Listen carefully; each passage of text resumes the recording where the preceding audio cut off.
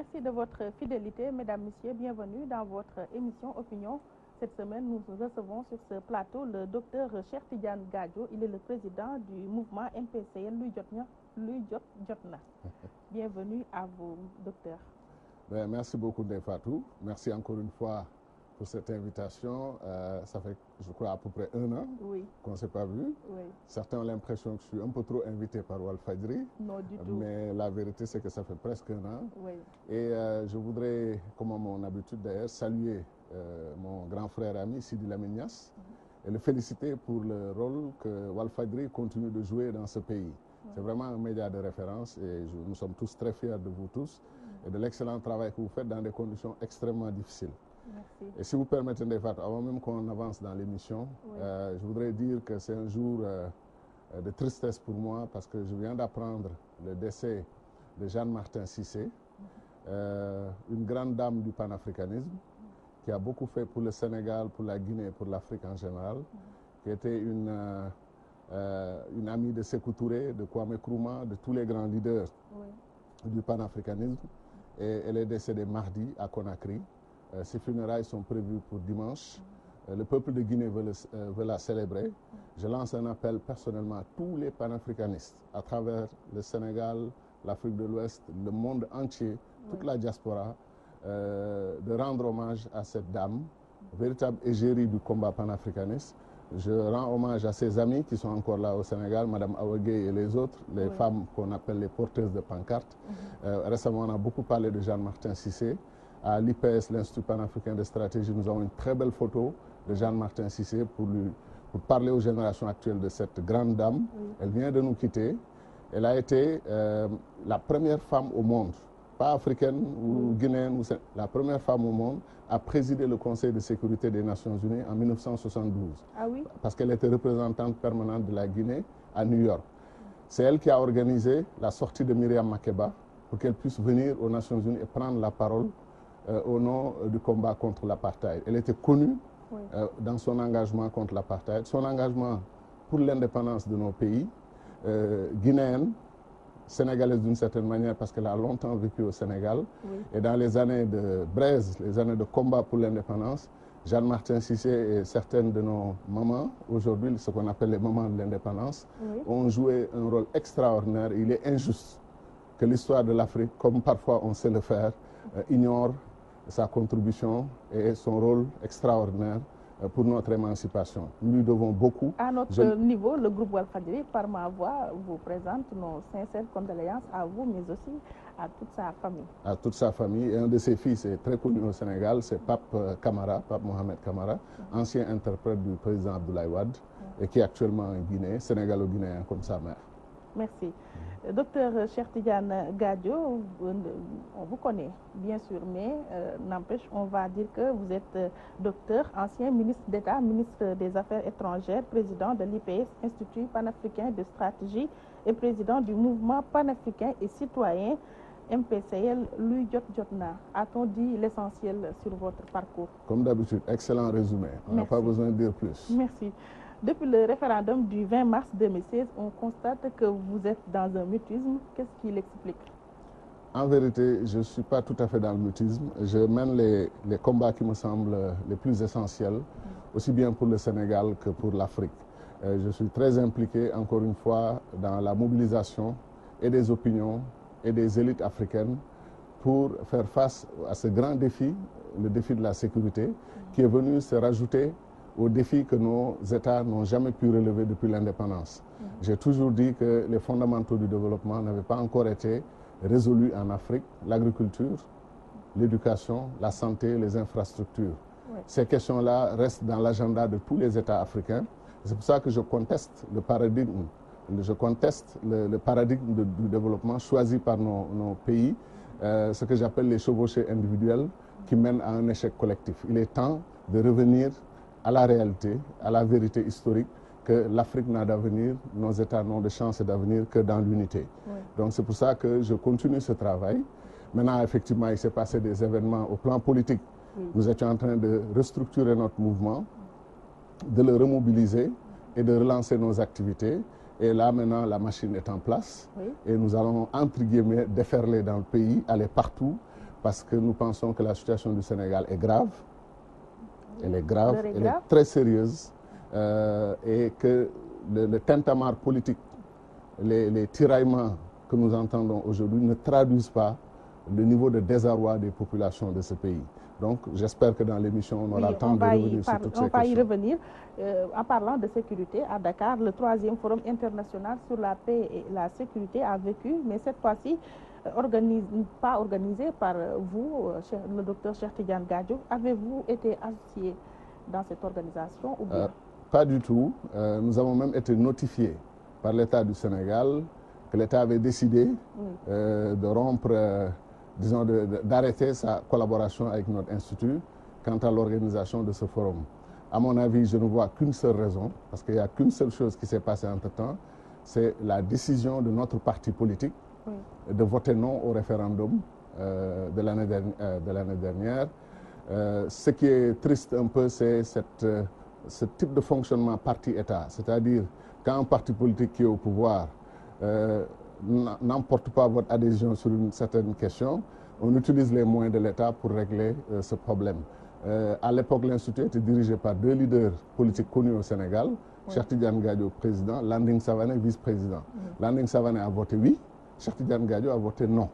Et si c'était à refaire, je voterais 3 fois non. Qui vous l'a notifié, le chef de l'État ou bien le ministre des Affaires étrangères? Le ministère des Affaires étrangères, mais c'est clair que le ministère des Affaires étrangères, dans notre système politique, que je dénonce d'ailleurs et que je pense être prêt à des réformes majeures, le ministère des Affaires étrangères n'ose pas prendre une telle décision sans l'avis ou même l'injonction du président de la République. Donc je suis convaincu que la décision vient du président de la République et qu'elle a été appliquée par le ministère des Affaires étrangères. Mais ça n'a aucune sorte d'importance pour nous parce que personne ne nous a entendu sur la question. Le ministre des Affaires étrangères qui fut votre directeur de cabinet, est-ce que le courant passe entre vous? Mais c'est pas ça l'enjeu. L'enjeu, à mon avis, je m'excuse de le dire comme ça, l'enjeu c'est pas les personnes. Oui. Comme disait Obama, c'est les institutions. Ce sont les institutions qui sont l'enjeu. Ce qui a gêné beaucoup de Sénégalais, c'est qu'ils savent que l'origine du concept du Forum de Dakar sur la paix et la sécurité, ceux qui ont fait les démarches initiales, c'était bien l'Institut panafricain de stratégie. Par la suite, ils ont voulu instaurer une polémique sur la paternité de l'Institut. À partir de ce moment, nous avons dit quelque chose qui est mieux traduit en Wolof, les plus tout le Sénégal, qu'un d'une dég. Et quand on a compris que si on lançait une polémique à travers le monde, que ça allait jouer un peu sur l'honneur de notre pays, nous nous sommes abstenus. Nous n'avons absolument fait ni déclaration, ni point de presse. Nous avons même souhaité la réussite du forum dans l'intérêt bien compris de notre pays et dans l'intérêt bien compris du combat des Africains par rapport au terrorisme, par rapport aux graves menaces et défis sécuritaires. Bon, alors, voilà en gros notre position sur la question. Justement, allez-vous parler de réussite dans ce forum qui a été boycotté par l'Union africaine, c'est-à-dire le top management de l'Union africaine et le G5? Alors, comme vous le savez, vous l'avez dit vous-même, nous n'avons pas été associés à l'organisation du forum, nous n'avons même pas été invités au forum, donc nous ne savons rien de ce qui s'est passé dans ce forum et nous nous sommes abstenus de tout commentaire. Il y a eu des développements dans la presse? On a suivi les développements, on a suivi les avis des uns et des autres, mais ça ne nous semblait pas essentiel de venir rajouter, comme on dit en anglais, rajouter l'insulte à la blessure, c'est pas nécessaire. Je pense qu'il est difficile pour un État de se transformer en think tank pour organiser des forums de réflexion de ce genre, honnêtement. Et je pense qu'on a vu un peu la difficulté, mais ça n'est pas important. Le forum de Dakar, nous avons fait édition 1, édition 2 avec un succès internationalement salué. Nous allons nous consacrer maintenant à une autre forme d'organisation, un sommet international des think tanks panafricains du continent africain, qui va essayer de travailler sur les conflits et les crises majeures en Afrique. Donc l'État du Sénégal... Vous allez changer de concept? On va changer de concept parce que nous, on voulait un forum hybride où vous avez un ministre assis à côté d'un chef d'état-major, assis à côté d'un chercheur, assis à côté d'un leader de think tank, assis à côté de leaders de la société civile.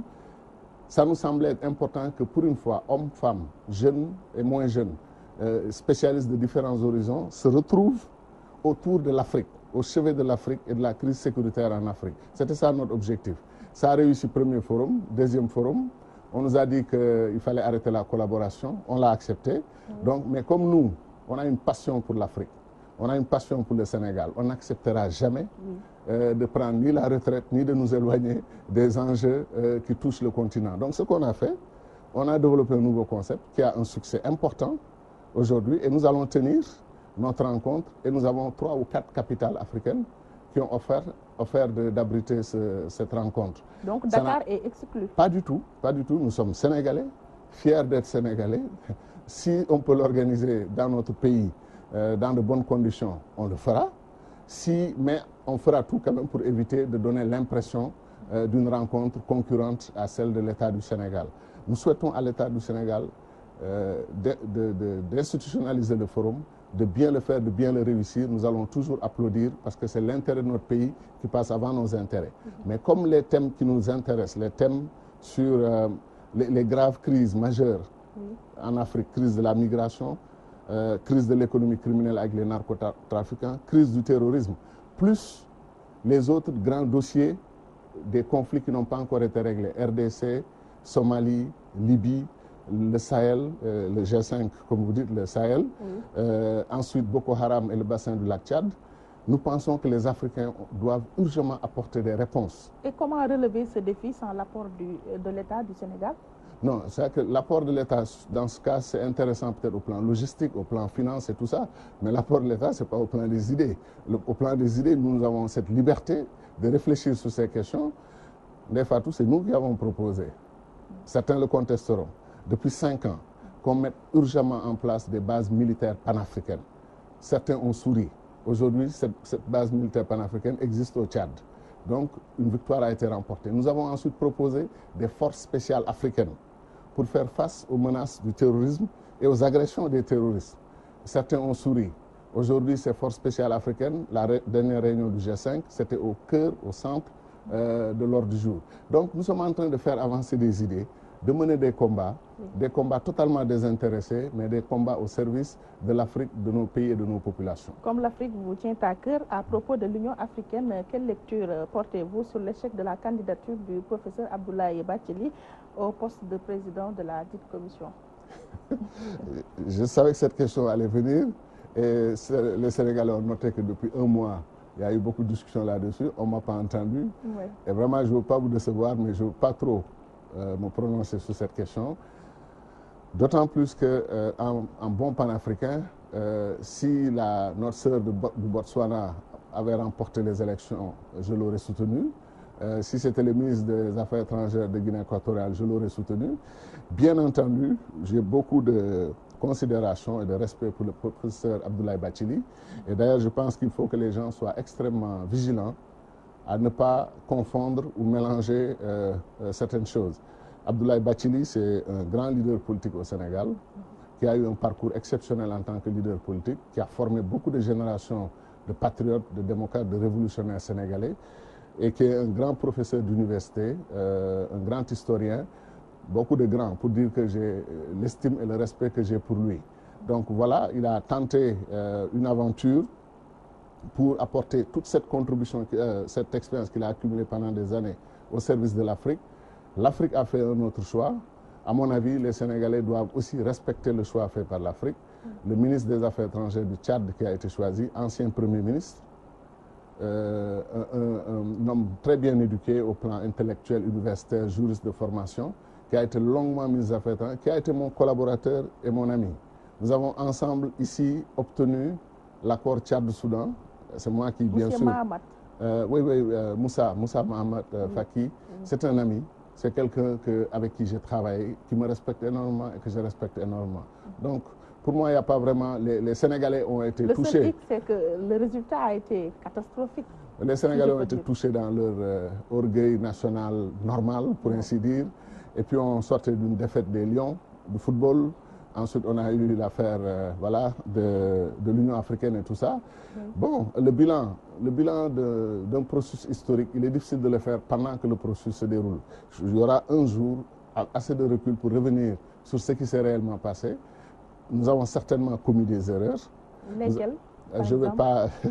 vous n'arriverez pas à me faire... Et cette campagne de dénigrement orchestrée par un État de la sous-région et soulevée ou soulignée même par le ministre des Affaires étrangères? Vous savez, moi, je me suis positionné dans ce pays comme un faiseur de paix, quelqu'un qui contribue à l'unité de nos pays, il m'est difficile de prendre un pays, de le cibler et de l'attaquer. Je ne le ferai jamais. Et je ne l'ai jamais fait et ce n'est pas maintenant que je vais commencer.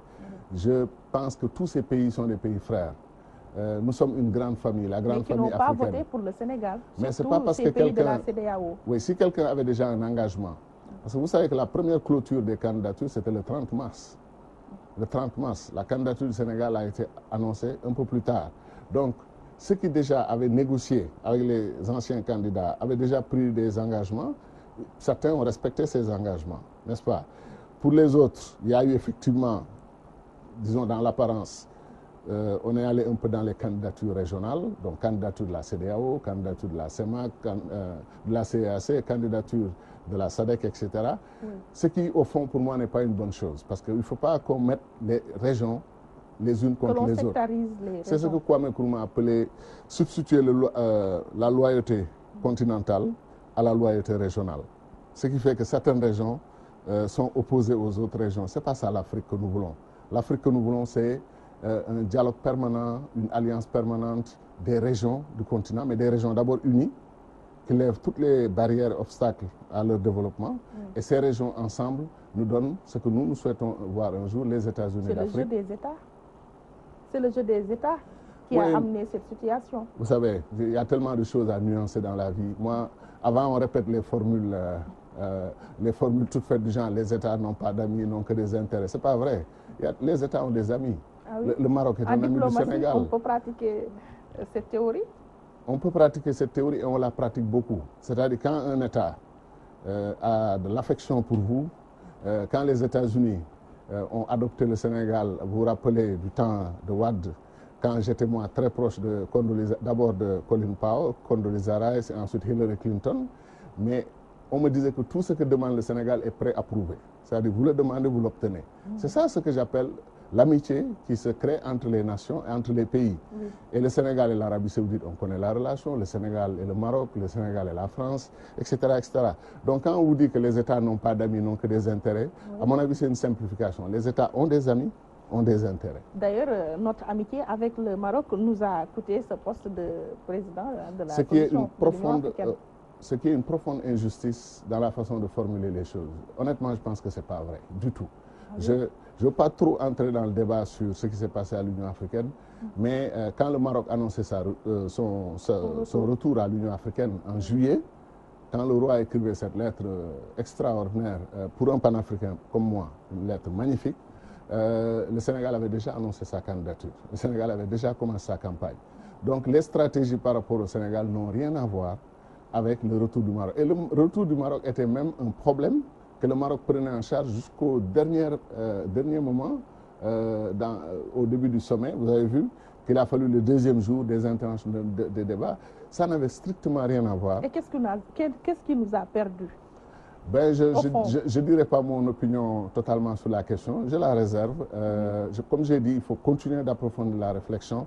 Mais à mon avis, c'est loin d'être essentiel parce que nous sommes tous des Africains. Quand les Africains compétissent entre nous, mon ami par exemple Amina, la ministre des Affaires étrangères du Kenya, je l'ai connue conseillère, ensuite ambassadeur, ensuite ministre. Profonde affection réciproque, profonde amitié, beaucoup de respect pour elle. Si elle avait gagné, j'aurais célébré. Si Abdoulaye Bathily avait gagné, j'aurais bien sûr célébré et peut-être même sur-célébré, n'est-ce pas? Si Moussa Faki a gagné, je célèbre. Si la sœur du Botswana, le frère de Guinée équatoriale... Si je comprends bien, il fallait une carrière diplomatique au professeur Abdoulaye Bathily pour convaincre. J'ai pas dit ça du tout. Je pense que d'autres personnalités ont peut-être occupé cette fonction, comme le président Alpha Oumar Konaré. Il n'était pas... Bon, il a été chef d'État, donc peut-être il a défini la politique diplomatique de son pays. Mais à mon avis, je ne veux pas dire honnêtement, je ne vais pas entrer dans la polémique sénégalo-sénégalaise sur ce qui s'est passé. Je souhaite à mon pays de se relever. Mais sachez que cette défaite est restée en travers de la gauche. Il faut dépasser l'amertume pour maintenant, comme disait l'autre, passer aux autres choses sérieuses. Ce pays a de grands défis à relever. Des défis qu'il est important de discuter, nous, entre Sénégalais, et nous et nos partenaires, la question du G5, la question des crises qui existent aujourd'hui au Sénégal. Pour moi, il y a une crise institutionnelle. Les institutions du Sénégal sont toutes à remettre, à remettre à plat et à rediscuter. Par exemple, la question de la justice aujourd'hui, l'institution judiciaire, c'est ce qui a fait quasiment le fondement de notre État. La fierté que nous avions d'avoir des magistrats comme Isaac Foster, comme Kéba Mbaye, comme de grands noms, Maître Boubacar Diop, les grands avocats, Lamine Kouregué lui-même, homme de droit, juriste, etc. Ce pays a une belle tradition de grands juristes. Kéba Mbaye a inventé le droit au développement et qui est aujourd'hui passé dans le lexique des Nations Unies. C'est ça le Sénégal que nous aimons, le grand Sénégal des grands juristes. Et à ce jour, nos magistrats à l'extérieur sont vénérés, sont respectés. Mais à l'intérieur du pays, les populations, les citoyens se posent beaucoup de questions sur l'instrumentalisation de la justice à des fins politiques. Les gens se posent des questions.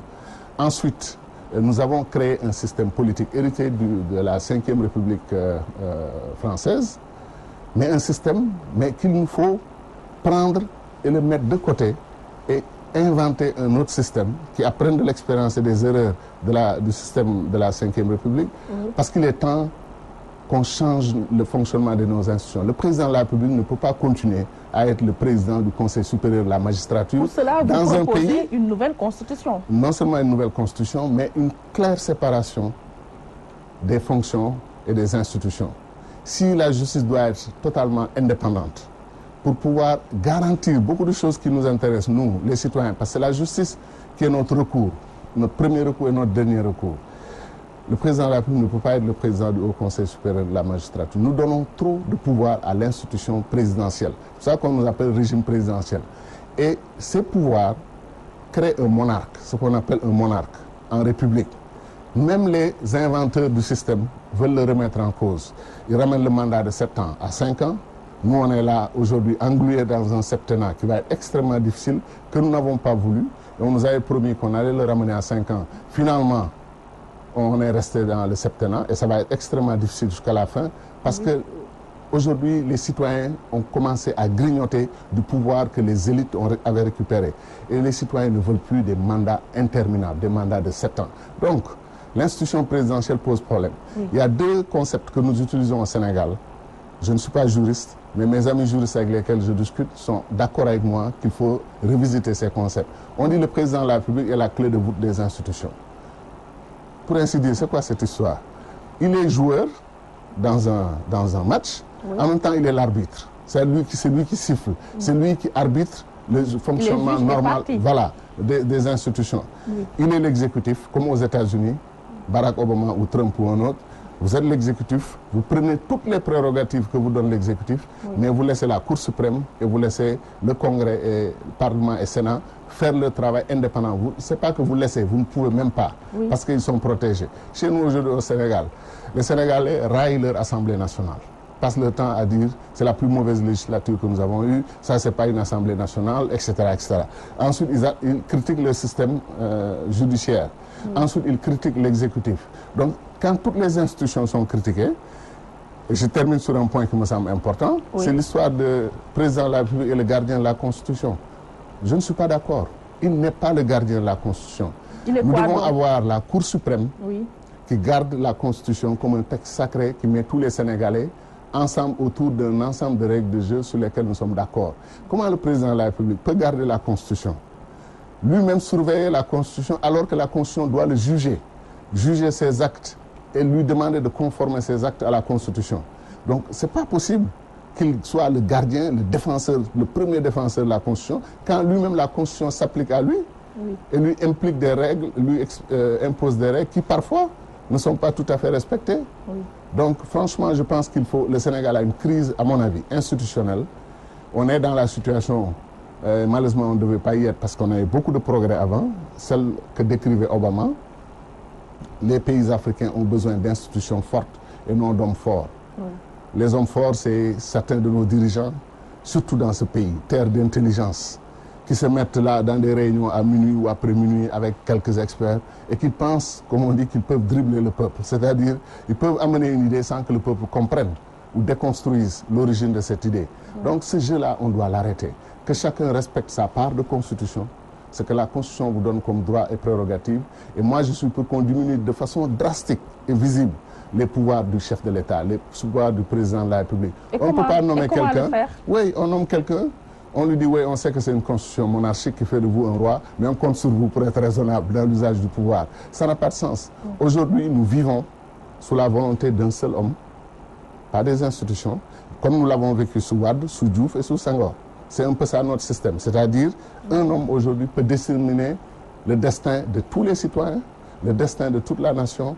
Je trouve que ce n'est pas une bonne chose. Il nous faut une nouvelle constitution au Sénégal, où les pouvoirs du président de la République sont ramenés à, disons, des proportions beaucoup plus raisonnables, mais un président de la République qui a quand même le pouvoir, une fois élu par le peuple, de prendre des décisions. Obama, vous l'avez vu parfois sortir son stylo et dire, écoutez, si le Congrès fait ceci, moi je vais signer un veto. C'est-à-dire le président de la République a assez de pouvoir pour exercer son mandat. Mais on a à côté les représentants du peuple, mais de vrais représentants du peuple. Il n'y a qu'au Sénégal où le président de la République, au Sénégal, peut-être dans d'autres pays, où le président de la République a sa liste de députés, qu'il choisit lui-même, et ces députés, ils doivent tout au président de la République. On ne peut pas les appeler députés du peuple, c'est les députés du président. Oui, mais ils cherchent leurs instructions au palais. C'est le peuple qui vote pour cette liste. Est-ce que le peuple vote pour cette liste? Parce qu'en réalité, le peuple vote dans les élections départementales, la liste majoritaire. Après, on additionne toutes les voix obtenues par chacune des listes. Et après, on va au partage des proportionnels de ce que chacun a obtenu. Et c'est là où la liste du président de la République, avec ce qu'ils appellent la première partie, la zone verte, tous ceux qui sont à peu près sûrs d'être élus se battent pour entrer dans cette zone verte. Et aujourd'hui, vous voyez les tiraillements, les bagarres de positionnement. Et ça donne une image tragique de la classe politique sénégalaise. Oui. Le week-end dernier, c'est un Cheikh Tidiane Gadio, très en verve, qu'on a vu à Djilor lors de votre entrée politique. Êtes-vous si remonté contre la classe politique sénégalaise? Disons, je le dis quand même avec une certaine modestie, parce que la classe politique sénégalaise, je la respecte en ce sens que certains citoyens refusent de faire la politique, refusent de s'engager dans l'activité citoyenne et politique. Et d'autres n'ont ni dimanche, ni samedi, ni repos. Ils travaillent pour des convictions politiques, ils se battent. Sous ce rapport, je trouve que notre pays a eu une évolution assez intéressante. Mais aujourd'hui, il y a une sorte de naufrage collectif, non seulement de la classe politique au Sénégal, mais voyez ce qui s'est passé aux États-Unis, voyez ce qui est en train de se passer en France. Un Emmanuel Macron, il y a 3 ou 4 mois ou 6 mois, peut-être inconnu aujourd'hui, et pratiquement dans une très très bonne position en tout cas pour remporter les élections. De l'autre côté, vous voyez Trump qui est venu quasiment de nulle part et qui a remporté les élections. Il y a une crise de la politique, il y a une crise des partis politiques. Et c'est arrivé, à mon avis, au Sénégal. Les populations commencent à perdre patience par rapport au jeu de la classe politique dans notre pays. Et sous ce rapport, je pense qu'il est temps de changer. C'est pour ça qu'à Djilor, j'ai dit qu'il est temps qu'on arrête cet affrontement permanent entre le pouvoir, l'opposition. C'est comme si les batailles autour du pouvoir et du contrôle du pouvoir leur semblent beaucoup plus importantes, ces batailles, que le désarroi des populations, la grave crise économique que nous vivons, les jeunes qui manquent d'espoir, qui n'y croient plus, qui veulent tous partir. Je pense que c'est ça les vraies priorités de ce pays. C'est pour ça que je pense qu'il faut inventer une nouvelle façon de faire la politique. D'ailleurs, dans votre vision, vous retracez la 3e voie en politique. Est-ce la même que celle déjà tracée par le professeur Amsatou Sow Sidibé? Alors, Amsatou Sow Sidibé et moi, nous sommes des frères et sœurs, des amis, même apparentés, beaucoup d'estime et de respect mutuel. On a beaucoup discuté de ces questions. Nous sommes totalement en phase. Bien avant l'annonce par elle ou par moi, nous étions tout à fait convergents sur l'idée qu'il y a la majorité présidentielle et il y a l'opposition classique. Moi, je ne me retrouvais ni dans la majorité présidentielle, ni dans l'opposition classique. De ce point de vue, je me suis dit qu'il est temps d'annoncer une autre forme d'engagement. Et c'est ce que nous sommes en train. Nous ne sommes pas des centristes. Clin d'œil à mon ami de Ziguinchor, oui, tout à fait. Nous ne sommes pas tout à fait des centristes, mais nous sommes partisans d'une 3e voie qui permette aux Sénégalais d'avoir à nouveau confiance dans la classe politique et d'avoir de véritables serviteurs des intérêts nationaux, des intérêts des populations, des intérêts des femmes et de la jeunesse, plutôt que d'avoir des hommes politiques qui sont des professionnels de la politique et qui travaillent pour eux-mêmes et pour leurs intérêts. Et donc, de ce point de vue, nous pensons que c'est le temps de la rupture. Et je dois ajouter un point qui me semble important. Les Sénégalais vont être surpris de m'entendre dire que nous sommes fatigués de l'alternance. L'alternance en 2000. Oui, parce qu'au fond, si on réfléchit sur l'alternance, il y a une élite politique au Sénégal qui a différentes tendances. Une tendance accède au pouvoir, dirige pendant un certain nombre d'années. L'autre tendance lui dit, ben, écoute, tu as assez fait, tu as fait ton temps, nous aussi on a besoin de... Et il y a une continuité de la politique de 1960 à nos jours, une certaine vision de la politique. C'est pour ça que nous pensons que les Sénégalais aujourd'hui cherchent une alternative, au lieu d'une alternance. Après les slogans comme Sopi et rupture, quel discours accrochera ces populations sénégalaises? Alors, vous avez utilisé le mot rupture. Rupture, ça a été annoncé, ça n'a jamais été pratiqué. Beaucoup de régimes se sont ressemblés. Il arrive parfois que le régime du PDS du temps du président Abdoulaye Wade, à qui encore une fois je rends hommage, et le régime actuel se ressemblent comme des jumeaux dans certains comportements, etc., etc. Parce que chaque régime, en fait, semble emboîter l'autre, est une excroissance de l'autre, vient avec les manières, les pratiques, les traditions de l'autre. Il est difficile de voir une véritable rupture. Rupture, c'est vraiment quand on tourne le dos à un système et qu'on propose un nouveau système. Nous, MPSL, notre vision, c'est que le Sénégal doit régler, encore une fois, les fondamentaux du développement. Nous, au pouvoir, c'est l'agriculture comme priorité nationale numéro 1. C'est dans le PSE, l'agriculture. Oui, mais quand vous faites des plans sur... comme le PSE, c'est une autre histoire. Il faudra qu'on en discute, parce qu'il y a ce que j'appelle l'épidémie des plans d'émergence qui surgit brusquement dans le ciel africain, un peu comme les plans d'ajustement structurel. Ensuite, vous savez, je dis souvent que l'Afrique a un problème. On n'a pas de stratégie, tout court, pour notre développement. On n'a pas de stratégie pour notre sécurité. On n'a pas de stratégie pour une diplomatie africaine. On essaye. Ça ne marche pas, on change. Ce qui équivaut à un manque de vision. Un manque de vision, tout à fait d'accord avec vous. Regardez, qui se souvient du plan de Lagos, écrit par d'éminents cadres africains, le professeur Adediji Adebayo, de grands noms, les professeurs Edem Kodjo. Mais de grands Africains nous ont donné le plan de Lagos. À ce jour, je ne suis pas sûr que l'Afrique a rédigé un plan meilleur que celui-là. Où est le plan de Lagos? Dans les oubliettes de l'histoire. Ensuite, on enchaîne avec le traité d'Abuja. Très très bien écrit. Où est le traité d'Abuja? Parti. Ensuite, la vision et la mission de l'Union africaine. Applaudissements, tout le monde est content, parti. Ensuite, le NEPAD. NEPAD depuis 2001, 16 ans de NEPAD, il n'y a pas encore de route. Vous avez eu à piloter le NEPAD en tant que ministre des Affaires étrangères. Non, c'est-à-dire que le NEPAD, en termes d'infrastructure, en termes de projet NEPAD et tout ça, pas tout à fait, mais quand il s'agissait de promouvoir le NEPAD, de le vendre au niveau des Africains, parce que si les populations ne sont pas mobilisées pour un plan, il n'y a aucune chance de voir ce plan se réaliser. J'ai ma part de combat pour que le plan Oméga du président Abdoulaye Wade soit intégré avec le MAP, le Millennium African Programme de Thabo Mbeki, Obasanjo, Bouteflika, pour qu'on ait un plan pour l'Afrique. Et on a eu un plan pour l'Afrique. Maintenant, l'application concrète relève des États, des gouvernements et des secteurs concernés, les infrastructures par exemple. Donc je dis que après le NEPAD, on nous a amené quoi? On nous a parlé de couches vulnérables, on a amené le concept de couches vulnérables, de résilience. C'est-à-dire, il y a une façon d'inventer des concepts qu'on vend aux Africains et les Africains sautent dessus.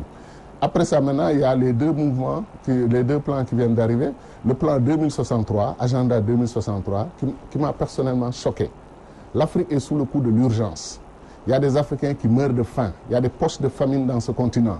On n'a pas le temps d'attendre 2063 pour rendre tous les Africains heureux. Mais au Sénégal, on a le temps de tendre vers 2035. Mais j'ajoute qu'à côté justement de l'agenda 2063, on nous a fait une série de plans Côte d'Ivoire 2020, Gabon 2025, il y a un autre pays 2030, ensuite le Sénégal 2035. Chacun y va avec son plan. Tant que les Africains n'accepteront pas que la chevauchée individuelle de nos États ne mènera pas à ce que nous voulons, une Afrique renaissante, une Afrique puissante, une Afrique qui utilise ses ressources et ses talents, nous aurons des problèmes. Je ne crois pas que le Sénégal puisse régler ses problèmes en dehors de l'Afrique. Je ne crois pas que la Côte d'Ivoire puisse régler ses problèmes en dehors de l'Afrique, en solo en tout cas. Maintenant, chaque pays... Il y a des organisations communautaires. Chaque pays, voilà. Les organisations communautaires, ils ont dit communauté économique. pour éviter de parler de communauté politique, parce qu'ils ne veulent pas de fédération, ils voulaient bloquer le panafricanisme. Mais ce que je veux dire, c'est qu'en dehors de ce combat, dans un cadre macro, chaque pays maintenant a la responsabilité de répondre à l'agenda du développement. C'est ça, nous, notre combat. On peut être grand panafricain, mais être d'abord et avant tout un grand Sénégalais, c'est-à-dire une grande Sénégalaise, c'est-à-dire capable de régler les problèmes du Sénégal, parce que ce n'est pas l'État fédéral qui va venir mettre les enfants à l'école chez nous, régler les problèmes d'énergie, régler certains problèmes qui relèvent du pouvoir sénégalais ou du pouvoir malien ou guinéen et autres. Est-ce que vous comprenez? Oui. Ce qui fait que le développement asymétrique des États-Unis ou la Californie n'a rien à voir avec Alabama. Californie, c'est un des États les plus puissants du monde. Alabama, à un moment, est presque le statut d'un pays du tiers-monde. Donc, ce n'est pas de ça qu'il s'agit. Chaque dirigeant africain, et nous, on veut contribuer à cela. Pour parler du Sénégal, pourquoi vous dites qu'il n'y a jamais eu de changement ou bien de vrai changement dans ce pays? Mais justement, j'ai décrit tout de suite la continuité. On a eu le Parti socialiste, à partir du moment où le président Senghor, que je salue aussi, dont je salue la mémoire, parce que j'ai été dans son village natal et on nous a déroulé le tapis. Je ne vais pas dire le tapis rouge, mais le tapis royal. Franchement, on s'est senti chez nous, on a été adopté par ces populations qui sont magnifiques et on a été très heureux de vivre quelques jours là où le président Senghor est né, a grandi. Et nous avons compris beaucoup de choses. Hein, le souffle spirituel puissant qui fait que quelqu'un se sent bien dans sa peau et se retrouve dans sa culture et dans son histoire. Ouais. Donc, nous, en réalité, pourquoi nous prenons le changement, c'est que ce changement-là, à partir de 50-60, on a promis aux Sénégalais un changement. Le président Mamadou Dia avait amorcé un véritable changement. Vous avez vu ce qui est arrivé. On l'a accusé de coup d'État, on l'a mis en prison pendant 12 ans. Après ça, le président Abdoulaye Wade s'est battu pour créer un système, changer le système et créer le SOPI. Oui. On lui a fait des problèmes pendant plusieurs élections. C'est 26 ans après qu'il a réussi. Les premières années, le président Wade s'est lancé dans une dynamique applaudie par les Sénégalais. Il y avait quand même de l'engouement, de l'enthousiasme dans le SOPI qu'on a vu ici au Sénégal. Maintenant, après, malheureusement, les dynamiques du pouvoir et les logiques du pouvoir et de maintien du pouvoir ont créé, à mon avis, quelques difficultés ou quelques erreurs. Mais comme je dis, l'erreur est humaine. Maintenant, le nouveau pouvoir est arrivé en 2012. Grand espoir suscité chez nous tous, parce qu'on pensait que c'est des dirigeants de notre génération qui étaient enfin arrivés aux affaires et qu'ils allaient nous faire la rupture avec ce qui a été fait avant, en nous proposant une nouvelle démarche, une nouvelle vision et de nouvelles pratiques, des pratiques respectueuses d'une citoyenneté mûre. Mais malheureusement, il y a eu la reddition des comptes. Les marchés de gré à gré se sont multipliés avec des sommes faramineuses. Nous, on se réveille un jour, on nous dit le Sénégal a investi tant de milliards et telle entreprise s'en occupe. Ce n'est pas comme ça que ça doit fonctionner. La transparence fait que nous devons savoir, d'abord, pourquoi ce projet est prioritaire au Sénégal. Nos gouvernants ont un devoir, voire une obligation d'explication. Pourquoi le TER, le train express régional, c'est le projet le plus important, le plus structurant pour le développement du Sénégal, où il y a de la pauvreté extrême dans certains endroits. Un Sénégal où des citoyens n'ont pas 2 repas par jour. Si tu viens leur dire, on va se serrer davantage la ceinture, on va prendre 569 milliards de nos francs pour les investir dans un train, il y a une obligation d'argumentation et d'explication. Pour combattre la pauvreté, il y a les bourses familiales. Alors, et la CEMI. Mais vous êtes en train de faire le bilan, catalogue, n'est-ce pas, point par point. Je salue beaucoup de mesures qui ont été prises par l'actuel régime. Mais à mon avis, ce n'est pas suffisant pour parler de rupture avec le passé et une nouvelle vision de l'avenir du Sénégal. Je ne suis pas du tout convaincu. Vous savez, les Américains ont une très belle formule. Sous Wade, sous Diouf et sous Wade, voici un peu ce qui s'est passé au Sénégal. Après 5 ans du régime actuel, la question est posée, est-ce que vous vous sentez mieux? Are you better off? C'est-à-dire, est-ce que maintenant, économiquement, vous vous sentez mieux? Est-ce que vous mangez à votre faim? Est-ce que vos enfants vont à l'école? Est-ce que votre santé est bonne? Est-ce que les infrastructures se sont développées? Si vous dites oui, vous applaudissez le régime en place. Si vous dites non, ça veut dire que le régime en place est passé à côté, n'a pas respecté ses engagements. C'est pour ça que je vous dis que l'enjeu du développement dans notre pays, c'est d'obtenir cette rupture et cette alternative. Mais pour ça, il faut des citoyens qui sont venus pour servir et non se servir. Il faut des citoyens qui acceptent les ruptures, la transparence, la plus grande transparence possible. Les marchés à gré, c'est un véritable problème. On rénove le building, une entreprise vient, on ne sait pas dans quelles conditions le marché lui a été attribué.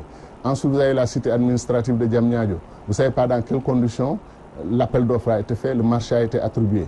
Ensuite, vous avez le TER, depuis quand ça a été décidé, est-ce qu'il y a une compétition internationale, est-ce que c'était le mieux disant, mieux offrant, etc.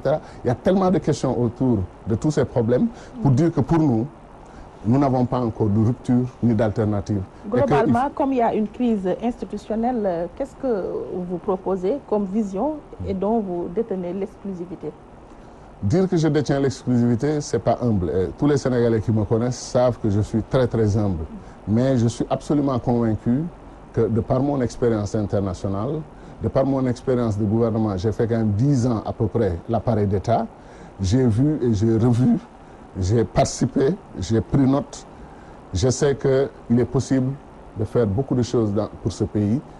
La première des choses à faire, c'est que nous avons une énergie formidable qui s'appelle la jeunesse. Gaspiller cette énergie et décourager ces jeunes au point que leur seule alternative, c'est de partir.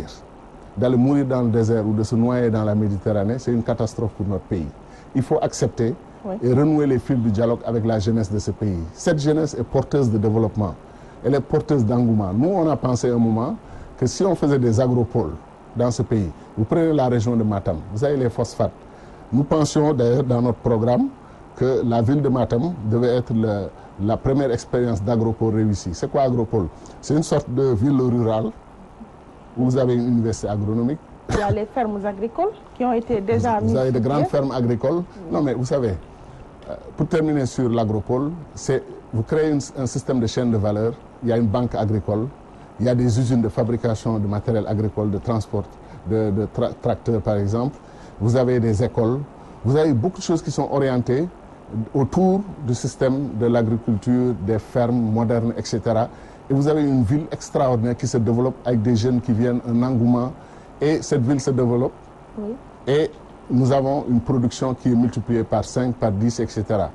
Ceux qui ont conçu, ceux qui ont lancé le concept d'agropole, j'en connais un Sénégalais, le professeur Moussa Seck, un homme brillant, mais je n'ai pas vu notre pays utiliser ses compétences ou le consulter sur la question des agropoles, mais je connais, parce que nous travaillons ensemble, c'est le vice-président de notre institut, je connais des pays d'Afrique qui le sollicitent régulièrement, je connais des institutions africaines qui travaillent avec lui. Et comment vous évaluez ces grandes fermes agricoles? Non, c'est-à-dire, avant d'évaluer, il faut avoir une politique nationale. Je respecte beaucoup le ministre de l'Agriculture que je connais, qui est un ami, l'actuel ministre de l'Agriculture, qui est un homme brillant. Ce qui me gêne, c'est que c'est l'État qui ne fait pas de l'agriculture quasiment ce que nous demandons, un département de souveraineté. La souveraineté alimentaire est la première des souverainetés. Si vous n'êtes pas capable de nourrir vos populations, si vous allez en Thaïlande acheter du riz, alors que vous pouvez cultiver ce riz et le produire dans votre propre pays. Vous rappelez l'autosuffisance alimentaire ou en riz en 2017, etc. Ce n'est pas ça l'enjeu. Et à un moment, il y a eu la Goana aussi. C'est-à-dire ça, c'est des opérations coup de poing. On fait une opération, on fait semblant de régler un problème, mais on ne le règle pas de façon durable. La seule façon de régler un problème de façon durable, c'est d'avoir une vision globale pour l'agriculture. Mettre beaucoup de moyens. S'il faut mettre 30% du budget national, 25% du budget national dans l'agriculture, parce que ceux qui n'ont pas faim et qui décident les politiques par rapport à ceux qui ont faim, il y a un problème. Quand vous n'avez pas faim et que vous ne savez pas ce que vivent les Sénégalais, un grand nombre de Sénégalais de la banlieue, du monde rural, qui se contentent d'un repas par jour ou de 2 repas par jour, donc vous ne pouvez pas parler pour eux, parce que vous ne connaissez pas leur souffrance, vous ne sentez pas leur misère. Leur misère, même personnelle, pour un père de famille ou une mère de famille, se réveille et être sûr qu'aujourd'hui on ne pourra pas faire manger les enfants. Il faut que nos États reviennent à ces fondamentaux terre à terre. Nourrir les Sénégalais, un sac vide ne tient pas debout.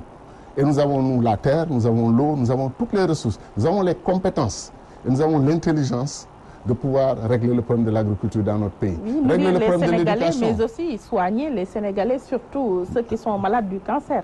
D'accord, mais en même temps... Quel est votre avis par rapport à cette panne de la machine de radiothérapie? Vous savez, on a eu un débat épique au sein de Louis Djordjorna entre les 3 concepts. Qu'est-ce qui est prioritaire? Agriculture, éducation ou santé? On s'est dit d'abord, si les gens ne mangent pas, ils sont tous malades. Donc, il faut commencer par l'agriculture, il faut nourrir les populations. Et notre ami le professeur Seck dit quelque chose de fondamental. Quand le souci de l'alimentation est réglé, quand vous savez que vos enfants peuvent manger, vous-même vous pouvez manger, aller chercher à manger n'est plus un enjeu. Vous vous réveillez pour aller servir votre pays. Vous vous réveillez pour travailler pour le développement de votre pays, n'est-ce pas? Mais si vous vous réveillez le matin pour dire aujourd'hui, est-ce que je pourrais faire manger correctement ma famille et mes enfants, tout votre souci pendant toute la journée, c'est d'aller chercher justement à régler ce problème. Donc, le développement commence par le fait, comme disait l'autre, il va aller jusqu'à dire, le professeur Seck, que l'agriculture, ce n'est pas pour manger, c'est pour libérer du temps. Et ce temps permet le développement, permet les arts et la culture, permet de contempler des œuvres de beauté parce qu'on a mangé. Ça, c'est fondamental. Ça semble terre à terre, ça va faire sourire certaines personnes parce que certainement ces personnes-là mangent à leur faim. Ensuite, l'éducation. Si quelqu'un n'est pas éduqué, à la limite, les questions de santé, ne peut pas les comprendre, fera si beaucoup d'erreurs. La santé est prioritaire. Alors non, c'est-à-dire, nous, on est très clairs. Nourrir, éduquer, soigner et libérer l'énergie des Sénégalais pour qu'ils puissent développer leur pays. Alors la santé est fondamentale, je suis d'accord. Mais vous ne pouvez pas prendre un être humain, un bébé qui vient de naître, un citoyen de tous les jours et dire que tout votre problème c'est de le soigner. Alors vous le soignez, mais vous ne le nourrissez pas, vous ne l'éduquez pas. Donc c'est verser de l'eau dans un panier troué. Pour que le citoyen puisse prendre en charge lui-même sa propre santé d'abord et respecter certaines règles, ce citoyen a besoin d'être nourri correctement et éduqué correctement. Donc on peut être d'accord, vous et moi. Maintenant, l'histoire de la machine de radiothérapie, oui, c'était d'une grande tristesse que d'apprendre qu'un grand pays de médecine parce que le Sénégal est respecté à travers le monde. Nous avons parmi les meilleurs professeurs d'Afrique, dans tous les domaines. Oui. Et beaucoup de pays veulent envoyer leurs enfants étudier au Sénégal. Donc c'est dommage qu'il y ait eu cette polémique et surtout, c'est dommage que le gouvernement, et en particulier le chef de l'État, ait eu la réaction qu'on nous a rapportée. Il n'y a pas à s'énerver, il n'y a pas à s'emporter. Le leadership fait que quand votre peuple traverse un moment difficile, c'est vous-même qui contrôlez vos émotions et qui leur montrez qu'on peut trouver une solution. Il n'y a pas de problème sans solution. Et reconnaître peut-être qu'une erreur d'évaluation a été faite, nous allons régler ce problème le plus rapidement. Et vous avez raison d'avoir, disons, d'éprouver le sentiment que vous avez éprouvé. Je suis avec vous sur cette question et ensemble, on va régler le problème. C'est comme ça, à mon avis, qu'il fallait parler. Mais, il demande aux soi-disant responsables de ne pas se pencher sur la question, surtout qu'ils n'ont aucune information là-dessus. Voilà, c'est ça. C'est pas que quand un citoyen a peur que les malades ne peuvent pas être soignés parce que la machine qui s'occupait d'eux n'est plus fonctionnelle, il faut compatir, il faut montrer de la compassion, montrer qu'on a du cœur. Mais il ne faut pas critiquer. Et laisser les gens dire ce qu'ils veulent. Ce n'est pas ça qui va régler le problème. Dans notre pays, franchement, il y a beaucoup de polémiques, parfois même des propos injurieux. Ce n'est pas avec ça qu'on va régler les problèmes du Sénégal. C'est pour ça que Louis Jordan a dit qu'on ne se retrouvait ni dans les injures des autres, ni aussi dans l'arrogance du pouvoir des autres.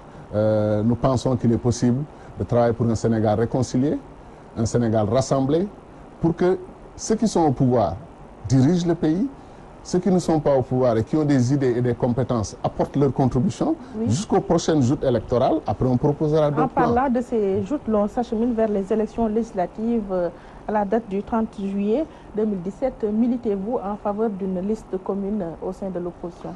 Moi, je milite pour quelque chose qui me semble plus fondamental. Le droit des citoyens à exprimer leurs sentiments. Tel que nous sommes partis, nous avons deux grands problèmes. Lesquels? Le premier problème, il est institutionnel. Le président de la République actuelle avait déclaré, et c'est enregistré et c'est disponible, qu'il récusait le ministre Ousmane Ngom. Oui. Parce que c'est un ministre éminemment politique, c'est un ministre du PDS, etc., etc. Lui-même a mis un membre de son bureau politique, un ministre éminemment politique, à la tête du ministère de l'Intérieur pour organiser les élections. Je vais être très clair sur un point. Le ministre de l'Intérieur est un petit frère, est un parent. Nous sommes même liés. Mon père est né dans son village, à Boké-Dialoubé.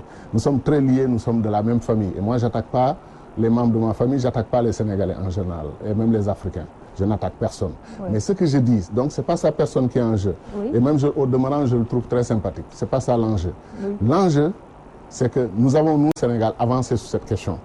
Sous Abdou Diouf, il y a eu tellement de pression que la décision avait été prise de prendre un ministre non politique, un ancien chef d'état-major, et de lui confier l'organisation des élections à travers le ministère de l'Intérieur. Oui. Et puis avec des mécanismes de contrôle. Aujourd'hui, qu'est-ce qui empêche l'actuel président de la République de prendre une des deux décisions? Ou bien, il nomme un ministre non politique à la tête du ministère de l'Intérieur. Tout le monde a confiance qu'il pourra organiser les élections dans la probité et dans l'intégrité morale. Et nous lui faisons confiance. Il confirme Abdoulaye Daouda Diallo comme organisateur des élections. Non, il devait le confirmer comme ministre de l'Intérieur parce que c'est son ministre, c'est son ami, il lui fait confiance. C'est très bien.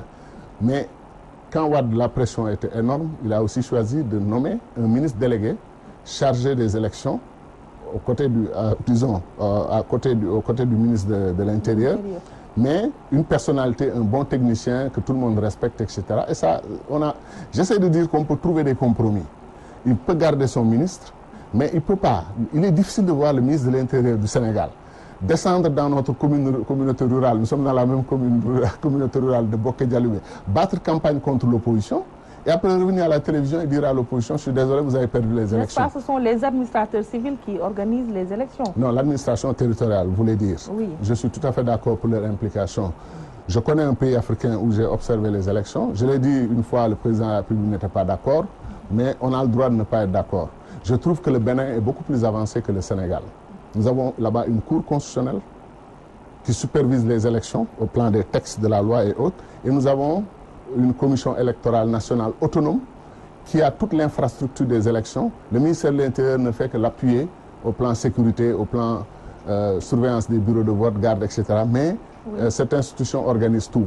Okay. Alors, ce que je dois dire, c'est que de ce point de vue, le Sénégal n'est pas avancé, plus avancé que le Bénin. Nous devons nous revoir. Deuxième point qui me semble important, c'est la question des cartes CEDEAO. Moi, je trouve quand même difficile de comprendre, à quelques mois des élections, qu'on se lance dans le renouvellement des cartes d'électeurs sans aucune garantie que l'ensemble des citoyens qui sont en âge de voter auront le temps matériel, sans précipitation, de faire leur carte d'électeur. Si cela n'est pas possible, il faut qu'on trouve un système, une dualité. Le ministre a dit qu'on va reconduire l'ancien fichier. Oui, mais vous parlez de fichier. Vous parlez de fichier, moi je parle des cartes d'électeurs CEDEAO. Je ne comprends pas la précipitation du Sénégal à essayer d'être le premier pays à appliquer la carte CEDEAO doublée d'une carte d'électeur. La carte d'identité nationale est un droit. C'est une obligation pour l'État de fournir des cartes d'identité nationale. La carte d'électeur, elle est facultative. Le vote n'est pas encore obligatoire, elle est facultative. Donc, mon problème, c'est un appel que je lance. Si on ne règle pas la question des cartes CEDEAO accessibles à tous les Sénégalais et gratuitement, si on ne peut pas le faire, il faut absolument que les cartes d'électeurs actuelles soient validées avec une pièce d'identité nationale de vérification et pour les jeunes qui viennent d'arriver, un récépissé d'inscription plus une carte d'électeur, une carte d'identité nationale. C'est-à-dire le Bénin, on était allé jusqu'au point où les jeunes qui n'ont pas pu retirer leur carte par la faute de l'État et de la commission électorale, ces jeunes étaient autorisés sur notre proposition, soit dit en passant, de voter avec un récépissé d'inscription, une présence sur les listes électorales de l'État, plus une carte d'identité nationale. C'est pour dire qu'il n'y a pas de fétichisme de carte d'électeur. Il faut faire très attention. Moi, je trouve que c'est un piège tendu à tout le monde. Je ne sais pas pour quelle raison, de vouloir changer le système en nous proposant des cartes CEDEAO à la dernière minute, avec toutes les difficultés des commissions dont on parle. Donc si on n'arrive pas à bâtir un consensus pour éviter des problèmes, que les anciennes cartes soient reconduites et qu'on ait un système, une sorte de dualité, mais qu'on n'empêche pas un seul citoyen sénégalais, parce qu'il n'a pas pu avoir accès aux cartes CEDEAO, d'exercer son droit citoyen. Ça me semble plus important. Vous n'avez pas répondu à ma question par rapport à la liste commune. Nous souhaitons une liste commune de 200 et quelques partis, ça n'a pas de sens, honnêtement. Je pense qu'il faut éviter 200 listes. Il faut avoir 3, 4, 5, 6, une dizaine de listes, peut-être dans le pays. Nous, on voudrait une liste de tous les partisans de la troisième voie. Une liste de tous les partisans de la troisième voie, que nous nous mettions ensemble, que nous définissions ce qui nous singularise, ce qui fait que nous sommes une troisième voie, ce qui fait que nous sommes une alternative, et ce qui fait que nous sommes une rupture par rapport à ce qui se faisait avant. Sur cette base, nous pouvons faire une liste. Et notre liste sera forcément concurrente de la liste de l'opposition classique et de la liste, bien entendu, de la majorité présidentielle. C'est comme ça que nous nous positionnons. À propos de l'opposition classique, pourquoi vous n'êtes pas dans Manko Wat Sénégal? Au début, on avait défini un peu les critères de fonctionnement de Manko Wattu et nous étions d'accord. Et nous étions dans les premières réunions de Manko Wattu. Mais quand la presse a commencé à présenter Manko Wattu comme une coalition politique, et les leaders de Manko Wattu ne se sont pas démarqués de ça, nous sommes démarqués. Parce que sur les objectifs, la défense des institutions, nous sommes avec Manko Wattu Sénégal sans problème. Mais dans l'idée de forcer une coalition sous cette forme, nous n'étions pas d'accord, nous nous sommes retirés. Oui, au Parlement, dans la 13e législature, il y aura 15 députés de la diaspora en qualité d'anciens ministres des Affaires étrangères. Est-ce primordial qu'on puisse amener 15 députés de la diaspora à l'Assemblée nationale? Là encore, ce qui est gênant, c'est qu'un seul Sénégalais, futur président de la République, a pris cette décision de 15 députés de la diaspora. C'est ça ce que j'appelle les abus et les excès du pouvoir présidentiel dans notre pays. 15 députés, est-ce que nous avons mené une concertation nationale? Est-ce qu'il y a un accord de la classe politique et des associations de la diaspora? Quelle est la meilleure façon de défendre les intérêts de la diaspora? Est-ce que c'est 10 députés? Est-ce que c'est 15 députés? Ou est-ce que c'est 20 députés? Et comment faire fonctionner la logistique et l'infrastructure qui va suivre avec ça? Quand il y aura des sessions de 3 mois, prendre des 15 députés de la diaspora, les loger à l'hôtel, les prendre en charge, véhicules, chauffeurs, etc. Faire des dépenses. Ces dépenses-là, si vous allez aujourd'hui dans la diaspora sénégalaise, en France et ailleurs, certains qui vivent dans des foyers extrêmement pénibles, et certains qui sont au chômage, certains qui n'arrivent à avoir aucune allocation, aucune prise en charge. Et vous diront que ce grand investissement de notre pays, si ça venait vers nous, pour nous aider à régler des problèmes élémentaires, nous serions partants. Construire des résidences du Sénégal, aider nos compatriotes. Je ne vois pas ce que 15 Sénégalais de l'extérieur pourraient venir dire que 10 Sénégalais de l'extérieur ne peuvent pas dire. Tout dépend de la question de la répartition. De façon évidente, ceux qui sont au pouvoir pensent qu'ils ont un bon contrôle de la diaspora et qu'ils peuvent régler les 15 députés rapidement, les mettre dans la poche et ensuite chercher autre chose. Ce n'est pas une bonne chose. En politique, encore une fois, si vous pensez que vous êtes les plus intelligents du monde et qu'à minuit, vous pouvez vous retrouver avec des amis, élaborer des plans pour, entre guillemets, dribbler les populations et tout ça, ça mène toujours à des échecs. Parce que les Sénégalais sont brillants, intelligents et ils savent déconstruire des stratégies, surtout quand c'est ce genre de stratégie. Donc c'est vraiment dommage qu'on ait raté quelque chose parce que la diaspora est essentielle pour le développement du Sénégal. 3 à 4 millions de Sénégalais qui vivent à l'extérieur, qui envoient des mandats chaque jour, qui se soucient de nous et qui ne sont pas invités à contribuer au développement du Sénégal, qui ne sont pas bienvenus pour certains d'entre eux quand ils veulent rentrer, des cadres, des élites à la NASA aux États-Unis, l'autre, comment ça s'appelle, Airbus Industrie. On a des cadres partout et d'une classe et d'une valeur. Notre pays ne les invite pas à apporter leur contribution au développement du Sénégal. Après maintenant, on les aborde sous l'angle politique, l'histoire de 15 députés et tout ça.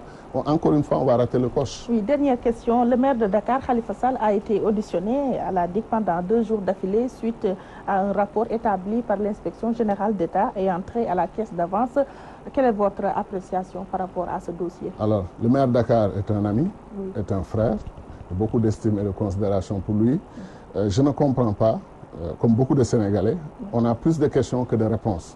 Moi, je suis convaincu, je vais le dire, si le maire de Dakar était aligné derrière son leader dans le Parti socialiste, tous les deux mobilisés derrière l'actuel président, pour sa réélection en 2019, on n'aurait pas une convocation du maire de Dakar à la DIC.